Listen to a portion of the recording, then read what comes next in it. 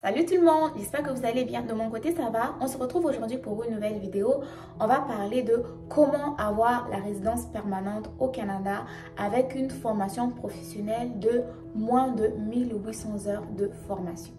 Avant de commencer, je vous invite à très bien vous installer, à augmenter le volume, à activer la cloche de notification si vous êtes abonné mais la cloche n'est pas activée.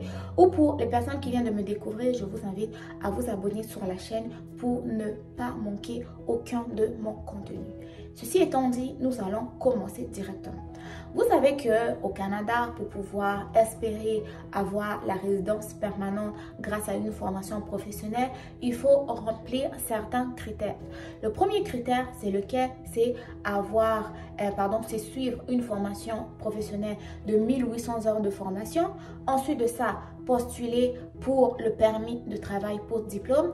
Une fois que le permis de travail post-diplôme est obtenu, il vous faut travailler au moins pendant 1 an à temps plein dans votre domaine et ensuite de ça, commencer les démarches pour la résidence permanente et tout consort. Maintenant, pour les personnes qui vont suivre une formation de moins de 1800 heures de formation, comment est-ce que ça se passe? Ça se passe de cette manière. Premièrement, vous commencez votre formation professionnelle de moins de 1800 heures de formation, par exemple en comptabilité. Donc, vous commencez votre programme d'études en comptabilité, vous terminez votre programme d'études en comptabilité qui compte par exemple 900 heures de formation. Une fois que vous terminez votre programme, vous devez immédiatement trouver un employeur qui va vous donner une offre d'emploi pour pouvoir obtenir un permis de travail. Ok? Donc, vous trouvez immédiatement un employeur qui vous donne une offre d'emploi pour avoir votre permis de travail. Maintenant, une fois que vous avez obtenu votre permis de travail, vous devez travailler au moins pendant 12 mois à temps complet dans votre emploi. Une fois que vous avez terminé ces 1 année à travailler à temps plein, vous allez faire ce qu'on appelle postuler au programme des travailleurs réguliers du Québec. Ok? Programme régulier des travailleurs qualifiés du Québec, pardon. Donc, dans ce programme-là, qu'est-ce qui se passe? Il va y avoir 2 volets. Il y a un volet pour étudiants et un volet pour travailleurs. Ce volet de travailleurs-là va concerner quoi? Va concerner les travailleurs étrangers temporaires. Maintenant, toi, avec ton permis de travail, là, tu rentres dans le cadre des travailleurs temporaires qui vont être donc sélectionnés par le Québec. Cependant, dans ce volet-là, tu dois remplir aussi certaines exigences. Par exemple, il faut que tu aies travaillé donc à temps plein dans ton emploi. Ensuite, il faut que tu aies une bonne connaissance du français oral de niveau 7 sur l'échelle de français québécois. Ensuite de ça, il faut aussi que tu n'aies pas quitté le Québec pendant un certain temps. Et ensuite de ça, il faut que tu aies une certaine preuve de capacité financière. Ok? Ça, c'est d'une façon résumée les différentes conditions que tu vas avoir à remplir.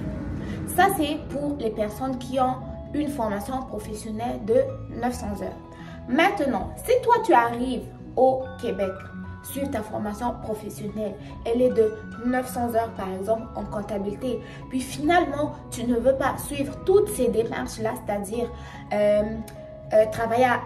finir la formation, être stressé à trouver un employeur au Québec qui va pouvoir te donner une offre d'emploi pour ensuite demander ce qu'on appelle un permis de travail pour ensuite postuler pour le programme régulier des travailleurs qualifiés du Québec.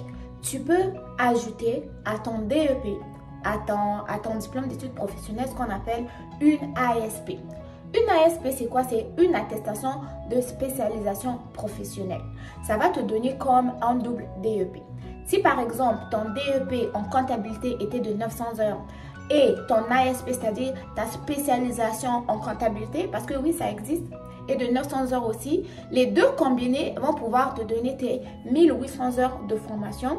Une fois que tu as eu tes 1800 heures de formation, tu vas directement postuler pour le permis de travail pour diplôme. Ok? Ça, c'est une autre manière de faire. En gros, La vidéo a pour but de vous dire quoi? C'est de vous dire que peu importe la durée de la formation professionnelle que vous allez choisir, vous avez la possibilité de rester travailler au Canada à la fin de la formation. Ce qui est important et est essentiel, il faut savoir comment faire par rapport à votre situation.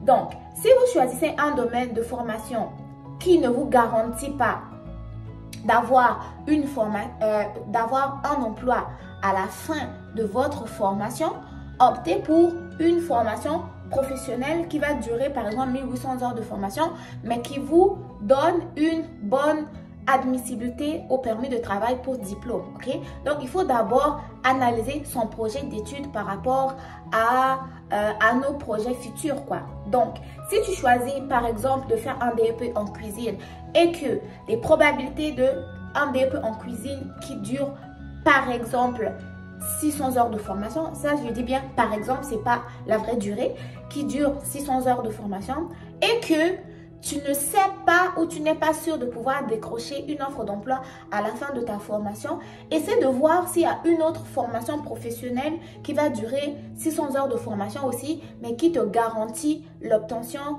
d'une offre d'emploi à la fin de ta formation, pour pouvoir décocher donc le permis de travail, remplir tes 12 années d'expérience et ensuite de ça, postuler pour le programme régulier des travailleurs qualifiés du Québec. Maintenant, si toi, tu n'aimes pas les tracasseries, choisis une formation professionnelle de 1800 heures de formation avec des bonnes possibilités d'emploi à la fin de la diplomation, et ça te rend déjà apte au permis de travail post-diplôme. Okay? Donc, c'est ce que je voulais vous dire. Maintenant, si vous avez des questions à ce sujet encore, n'hésitez pas à me les poser dans les commentaires. N'hésitez pas non plus à me partager vos appréciations dans les commentaires. Si vous avez aimé la vidéo, n'oubliez pas de liker, de partager, et on se dit à très bientôt pour de nouvelles vidéos où on va parler de plus en plus en profondeur du programme régulier des travailleurs qualifiés du Québec. Prenez soin de vous, on se retrouve très bientôt.